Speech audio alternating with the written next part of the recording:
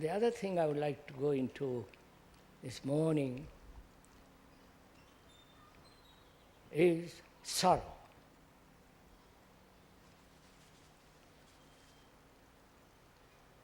We have talked about authority.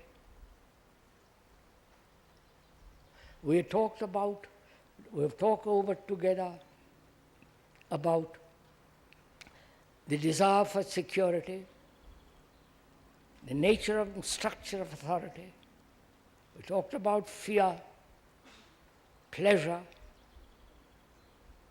love,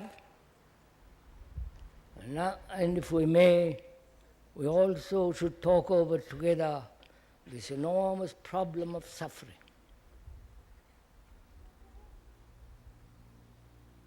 I hope you're not tired, are you?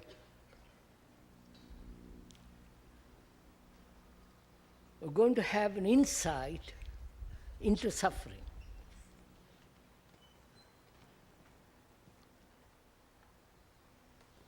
There is not only a particular human being with his suffering,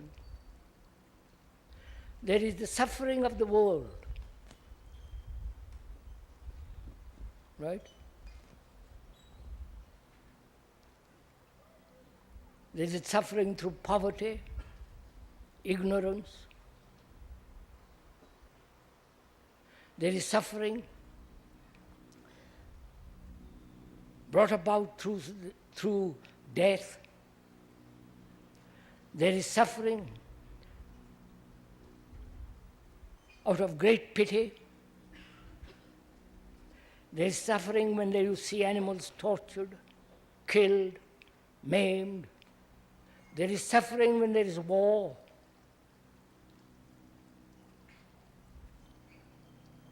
Thousands of mothers and sisters and wives and people, girls, crying their heart out. Because we have accepted war as I don't know why we have accepted it, but you have. So wars have brought about immense suffering. The totalitarian, the authoritarian dictators have brought immense suffering.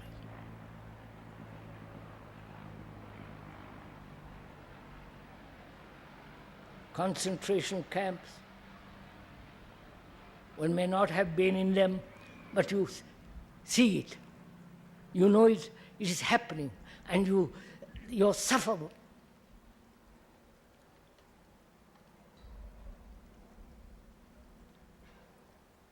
So there are these various kinds of suffering, not only personal, but the suffering of whole of humanity.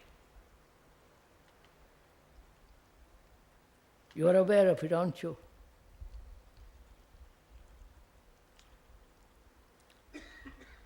And we have accepted it. We say love is part of suffering. When you love somebody, it brings about suffering.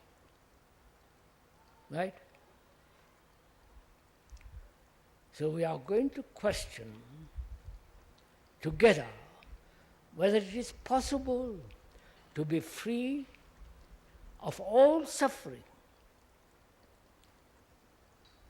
And when there is this freedom from suffering in the consciousness of each human being who are listening here, then that freedom from suffering brings about a transformation in consciousness, and therefore that consciousness, that radical change in consciousness affects the whole of mankind's suffering. Do you understand? That is part of compassion. Not saying, I suffer, my God, my God, my God, why do I suffer? Why should I suffer? And from that suffering, act neurotically and try to escape from that suffering through various forms of religious, intellectual, social work and so on. Escape from it. So we are saying, is it possible for every human being here to be free of this enormous burden of suffering? Where there is suffering, you cannot possibly love. That is a truth, a law. When you love somebody and he does something which you, or she does something which you totally disapprove and you suffer, it shows that you don't love. Right?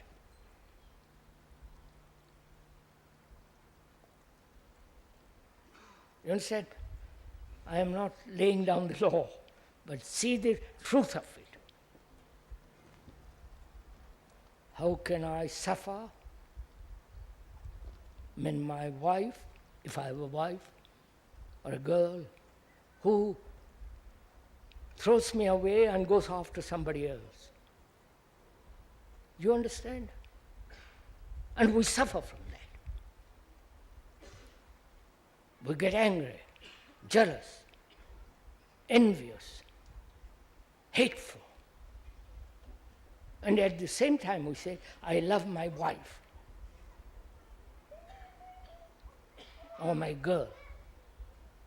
I say such love is not love. Right? So is it possible not to suffer and yet have immense love, the flowering of it?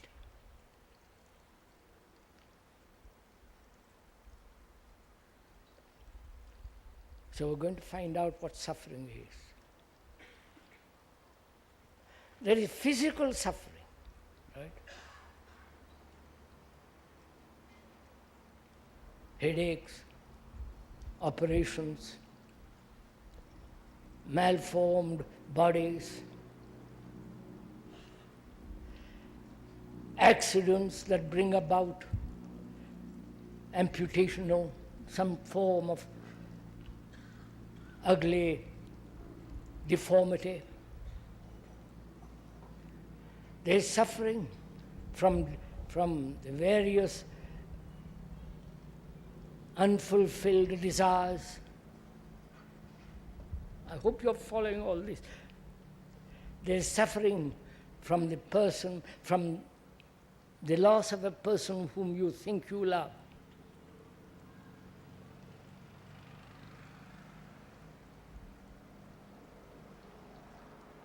After all, what is the structure and the nature and the essence of suffering?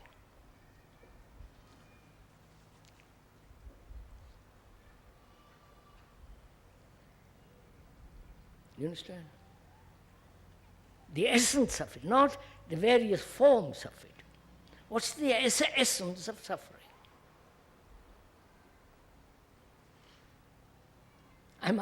I'm asking myself for the first time. I'm going to find out. Together we're going to find out.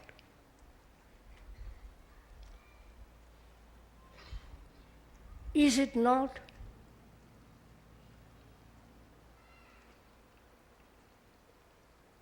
the total expression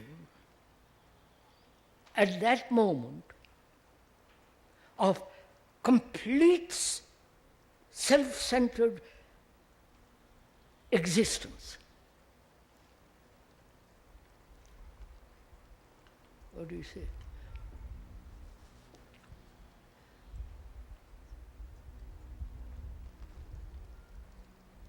It is the essence of the me,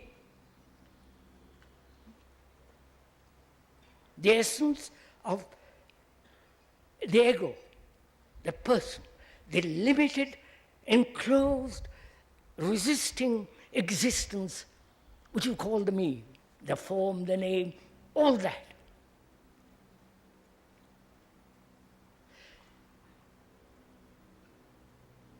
When there is an incident that demands investigation and understanding and insight,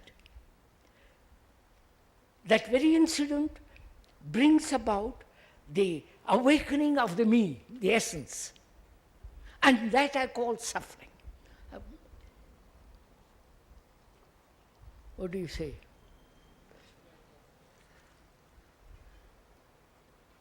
Huh? If there was no me, would you suffer? You would help, you would do all kinds of things, but you wouldn't suffer. So, suffering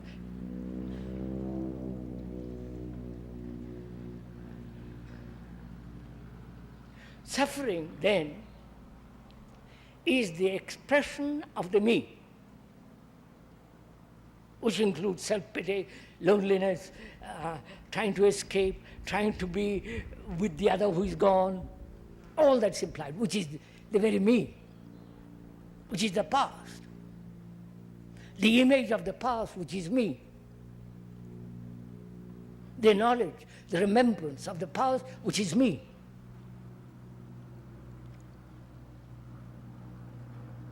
So,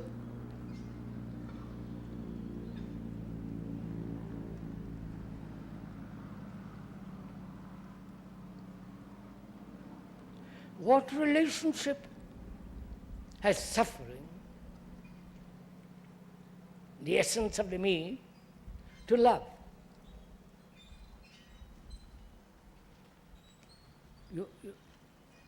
Please think it out. Let's think it out together.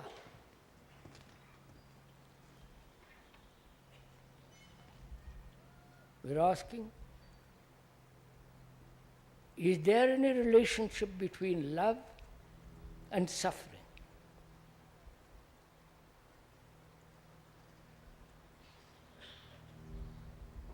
Is love put together by thought, whereas the me is put together by thought? Oh, come on, I see something. Are we following?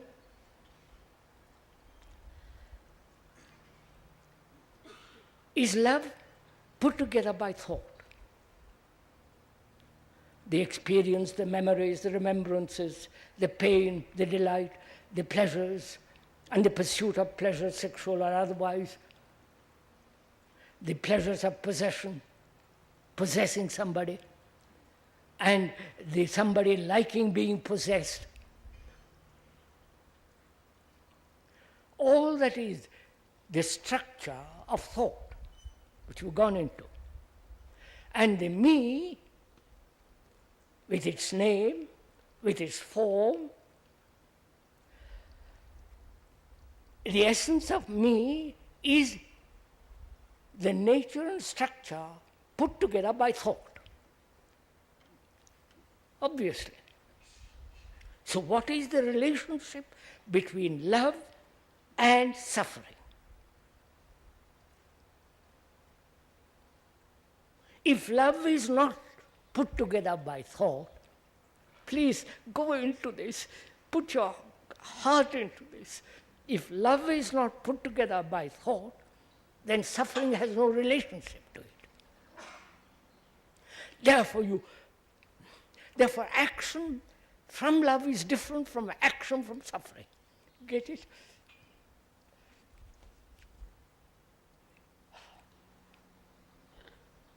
Why am I so intense about all this? Why aren't you so intense?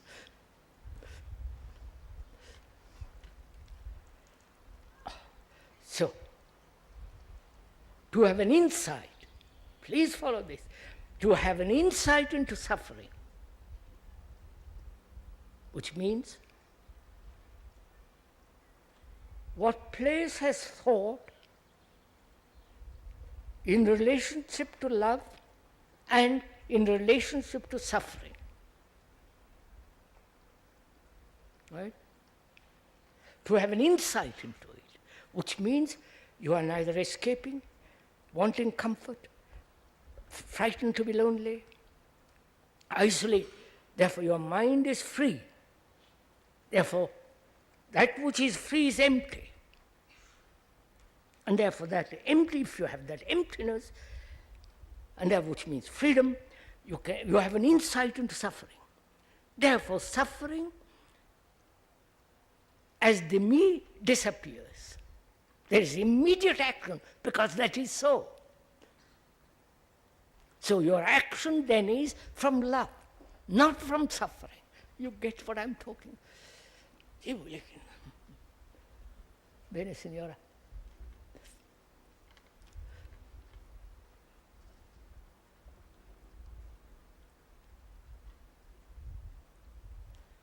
Then one discovers that action from suffering is a continued action of the me modified,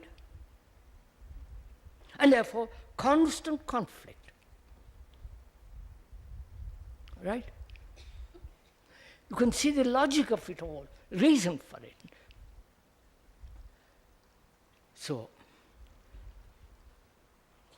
it is possible to love and without a shadow of suffering.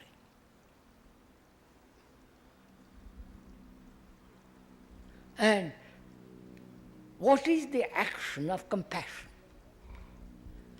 You understand?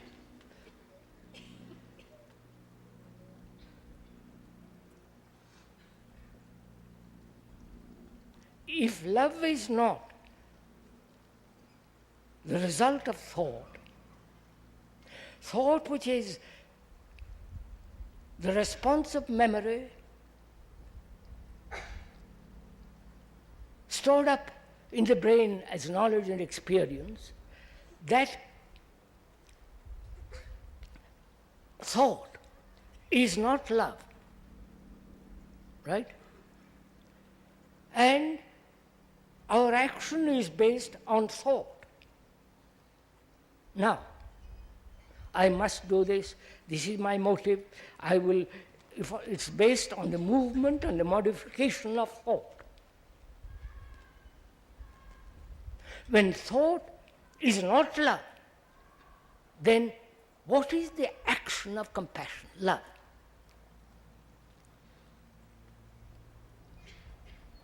We can say then from there, what is the action of an insight which, out of which there is intelligence? We are saying compassion is intelligence. What is the action of intelligence? Which is not the outcome of thought, right? What's the action of intelligence?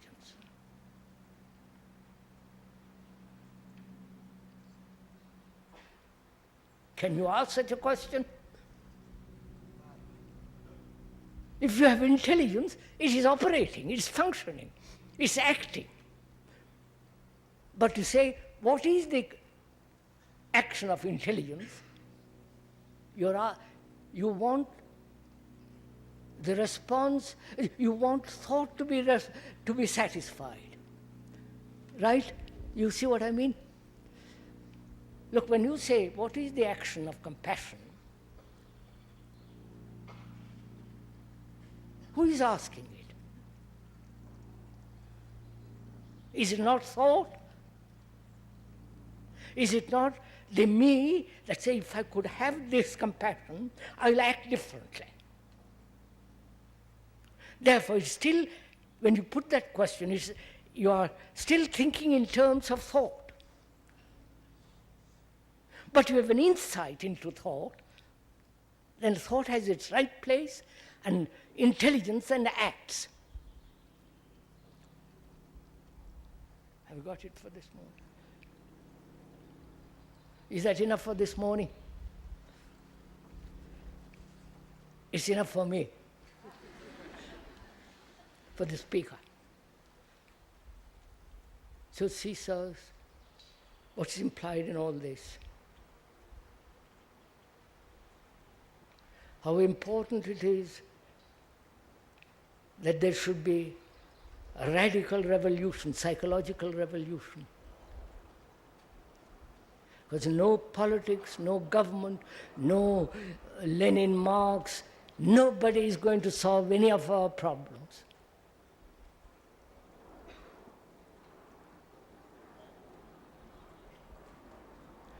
The human problem, from which every misery comes. From a human being who is functioning, living, operating, acting on thought.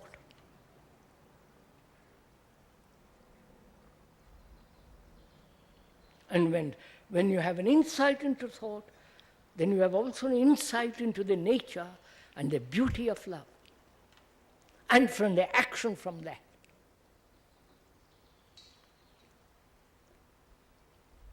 So, there's a nice story of a preacher, a teacher. Perhaps some of you have heard it. From me, if you have heard it, please forgive me for repeating it. There was a teacher and his disciples. Every morning, he used to talk to the disciple, give a sermon. And one morning, he gets on the rostrum, on the pedestal, and as it was just about to begin, a bird comes in and sits on the windowsill and begins to sing.